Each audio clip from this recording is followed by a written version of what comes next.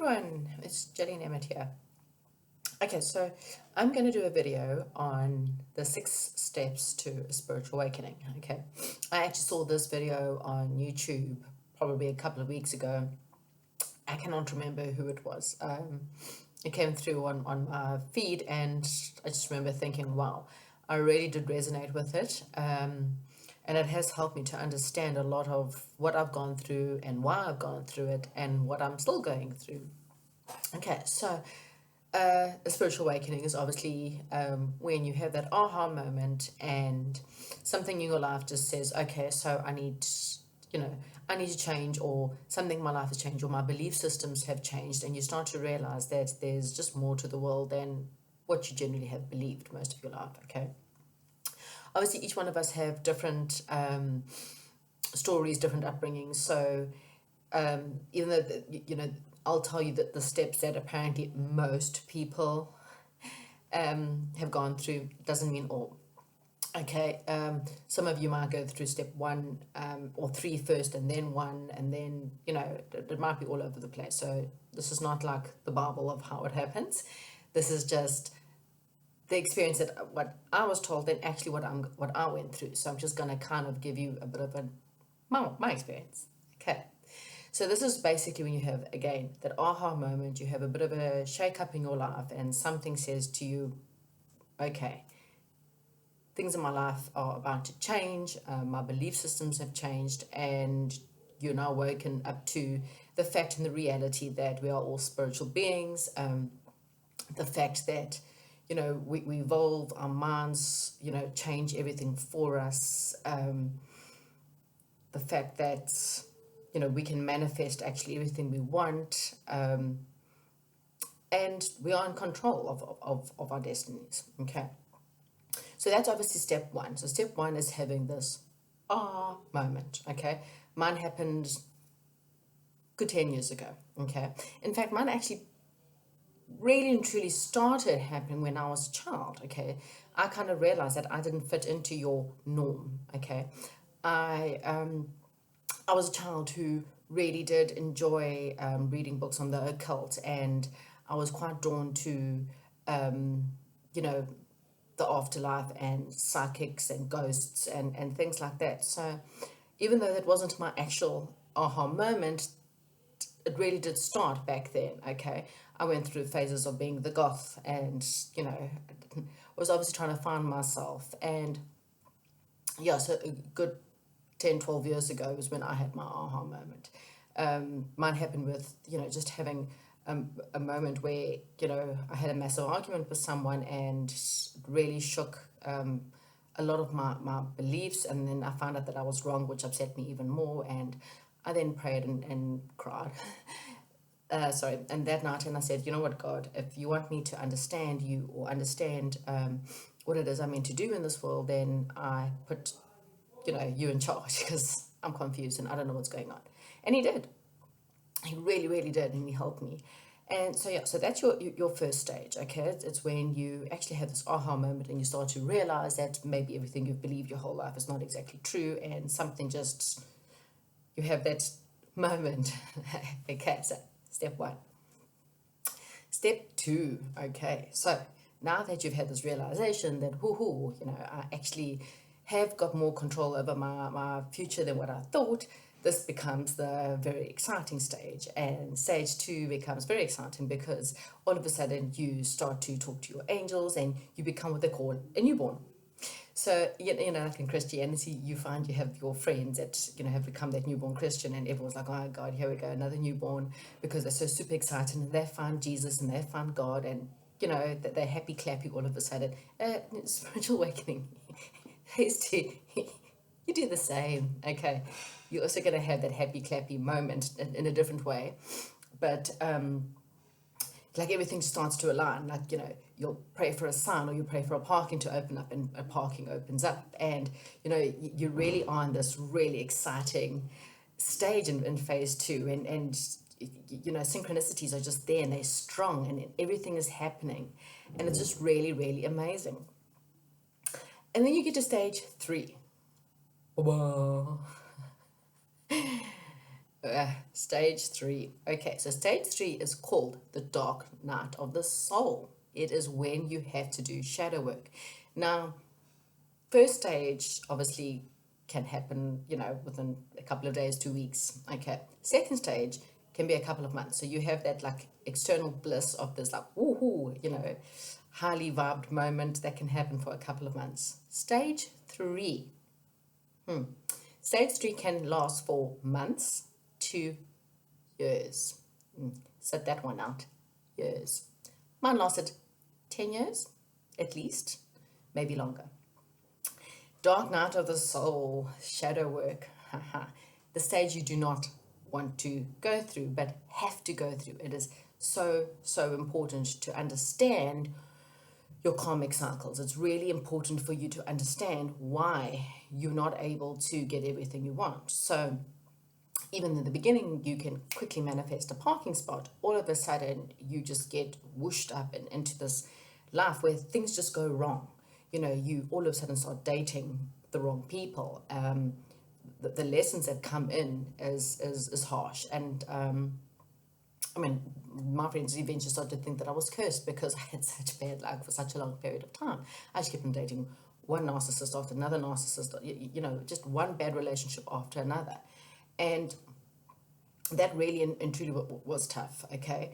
I became a single mom at the age of 30 and had to take on, 2 kids and try and find a life and my spiritual path. And your spiritual path actually kind of takes a bit of a dive during this dark night of the soul because you become so lost in what happened, okay?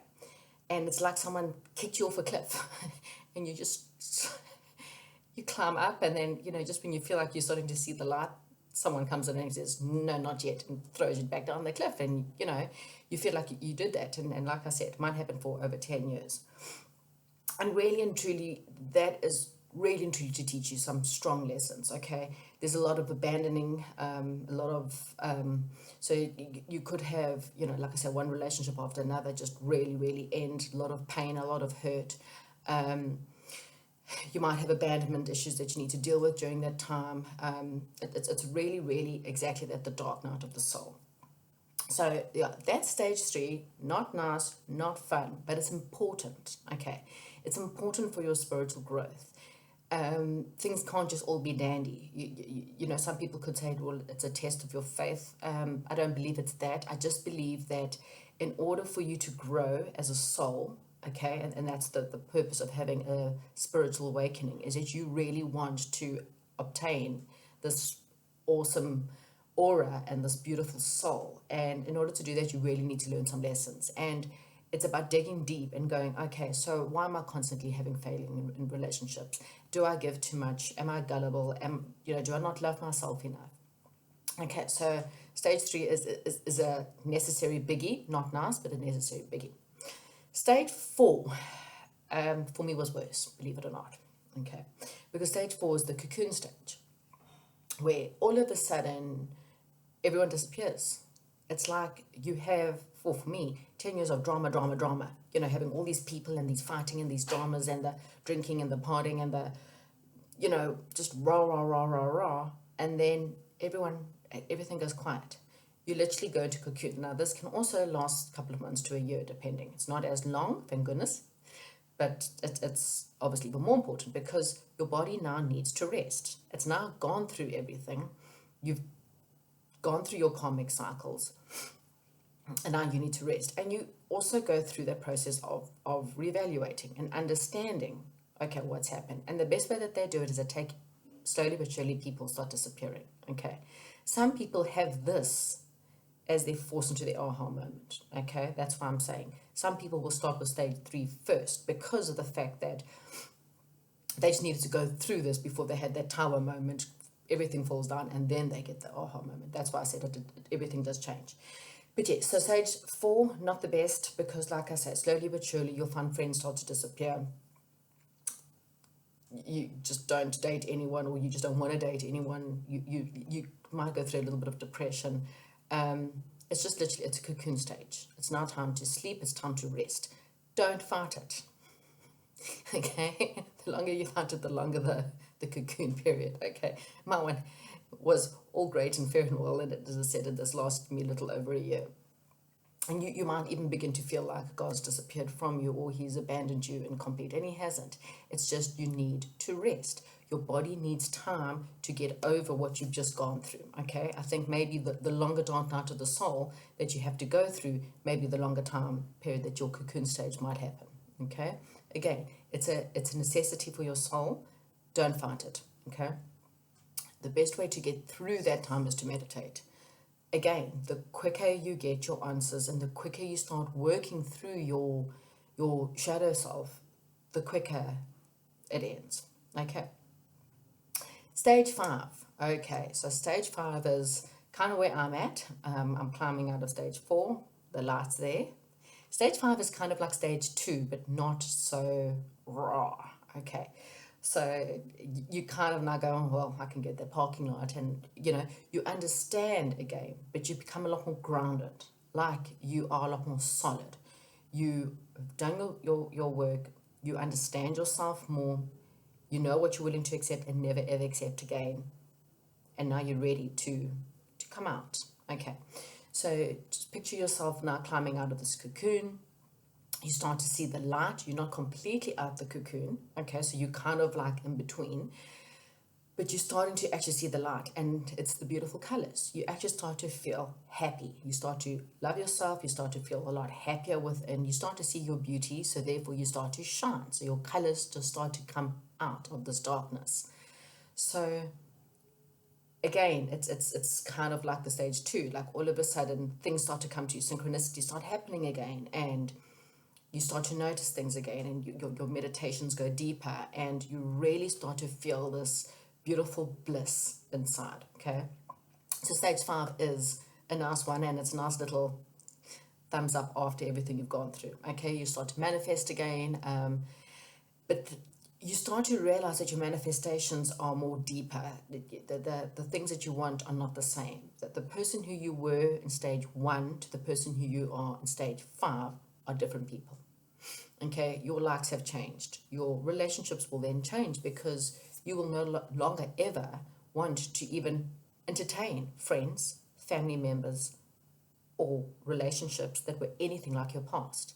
In fact, you are so happy in your own space that if you don't find another friend or another relationship again, you're not too concerned. Not to say that you're not, but that's how you actually begin to feel. You become really, really happy within your hermit mode. So therefore, you haven't got time for people who are not in alignment with you. You become really, really, really involved in self-involvement, but you want to be a part of a community, but now you really only want to find your soul family. And that's all that's important. If they do not fit in your soul family, love and light, off they go. Okay, stage 5. Stage 6, I haven't experienced this yet, but from what I understand, is when you are completely out of your cocoon. You are now shining bright as a diamond, and that lasts for the rest of your life. Okay, that is when you are now living 100% as a spiritual being, doing your spiritual path and doing your spiritual purpose. Okay, so that is when all of the bad has eventually gone. Not saying you'll never ever get bad again, but you will get through the bad quicker and easier than what you've ever done before, because you understand what you've gone through, and you understand what you can actually now deal with. You are so much more stronger in stage 6 than what you've ever been. So if you think stage 5 you're different, I'm sure by stage 6 you are a complete butterfly. You're now soaring, you're flying high, you can literally do anything you ever wanted. Okay, so that is your stage 1 to 6 of your spiritual awakening. Okay, again, I think in each stage, if depending on where you are right now in your spiritual awakening, meditation is the best. Meditation, journaling helps you get through the stages, so that you can maybe check in with yourself and go, okay, what's happening in my life? What stage do I think I'm in right now? And how do I get through that? Okay. Thank you very much. That was my video for your awakening. Please let me know down below, like, comment, subscribe, and good luck. Let me know where you are in your stages. Thank you. Bye-bye.